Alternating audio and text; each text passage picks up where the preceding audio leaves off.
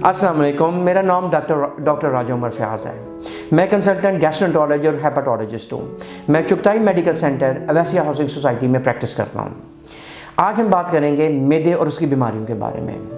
पाकिस्तान के अंदर मैदे और मैदे की बीमारियाँ काफ़ी ज़्यादा हैं, जिनके अंदर मैदे के अंदर गर्मी हो जाना, खट्टे डिकार आना, सीने में जलन महसूस होना।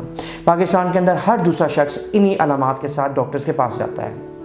मैदे के अंदर गर्मी क्यों होती है, मैदे के अंदर सीने के अंदर जलन क्यों होती है या खट्टे डिकार क्यों आते हैं, इसकी सबसे बड़ी वजह हमारे खाने पीने की आदत है।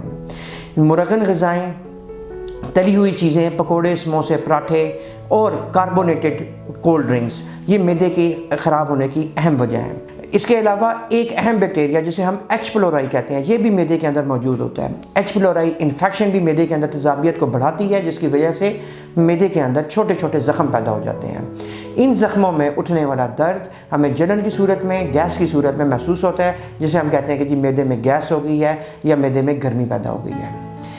सबसे पहले तो हम लोगों को अपनी ग़िज़ा का ख्याल रखना पड़ेगा। मैदे की अगर तकलीफ़ के अंदर घर की सादा ग़िज़ा कम नमक मिर्च मसालों और के साथ खानी चाहिए।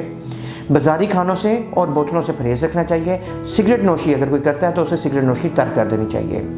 फल फ्रूट खाएँ, ताज़ा फल जैसा केला हम मैदे के लिए बहुत सेहतमंद साबित होता है। इसके अलावा हम लोगों को बाज़ारी खानों से परहेज़ रखना चाहिए।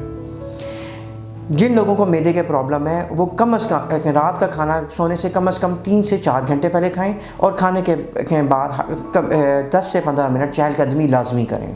चंद ऐसी ग़िज़ाएँ जो आपके मैदे को ख़राब करती हैं, मुरगन ग़िज़ाएँ, पकोड़े, समोसे, पराठे। इसके अलावा सिट्रस फल जैसे माल्टे हैं, चकोतरा है, ग्रेप फ्रूट जिसको हम कहते हैं, ये मैदे की तेज़ाबियत में इजाफ़ा करते हैं। इसी तरह आम और अंगूर भी मैदे की तेज़ाबियत के अंदर इजाफ़ा करते हैं। तो जो अगर मैदे के मसले हैं तो हमें इन फलों से परहेज़ रखना चाहिए। मैदे के तमाम अमराज जो हैं वो ख़ुराक के ज़रिए ही ठीक होते हैं। अगर आप एक बार ख़ुराक के ज़रिए आपके ये तमाम सिम्टम्स ठीक नहीं हो रहे हैं तो इसके लिए आपको डॉक्टर से रब्ता करना चाहिए, और ताकि वो आपके अलामात के मुताबिक आपको प्रॉपर किस्म की दवाई तजवीज़ कर सके।